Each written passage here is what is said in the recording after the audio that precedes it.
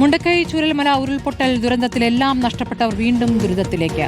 സർക്കാർ പ്രഖ്യാപിച്ചിരുന്ന പ്രതിമാസം 9,000 രൂപയുടെ സഹായധനം നിലച്ചതോടെയാണ് ദുരന്തബാധിതർ കടുത്ത പ്രതിസന്ധിയിലായത്.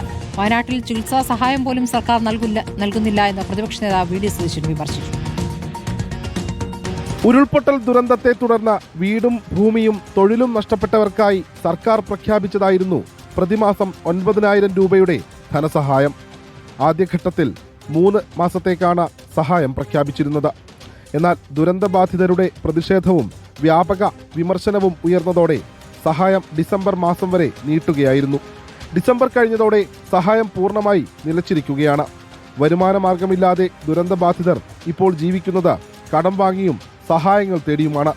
അവസ്ഥ 9,000 കിട്ടുന്നില്ല, പണിയുമില്ല, ഒന്നുമില്ല. ഞങ്ങൾക്ക് 2 രോഗികളാണ്. ഈ 9,000 കൊണ്ടാണ് ഞങ്ങൾ ഇതുവരെ കഴിഞ്ഞ് പോയത്. ഇപ്പോൾ സാമ്പത്തികമായി വളരെ നെരുക്കാണ് പോകുന്നത്. ഹെൽത്ത് സ്റ്റേഷൻ്റെ പുതിയ വീട്ടിൽ കിട്ടുന്നവരെ ഞങ്ങൾക്ക് 9,000 അനുവദിച്ചു തരണമെന്നാണ് എനിക്ക്. ടൗൺഷിപ്പിലെ പുനരധിവാസ വീടുകളുടെ നിർമ്മാണം പൂർത്തിയാകുന്നതുവരെ പ്രതിദിനമോ പ്രതിമാസമോ സാമ്പത്തിക സഹായം നൽകണമെന്നതാണ് ദുരന്തബാധിതരുടെ പ്രധാന ആവശ്യം. ഈ അപകടത്തിൽ പരിക്ക് പറ്റിയവരുടെ ചികിത്സ സഹായം ചെയ്തു കൊടുക്കുന്നില്ല. CMDRF-ൽ ഞാനടക്കമുള്ള ആളുകൾ പൈസ കൊടുത്തിട്ടുണ്ട്.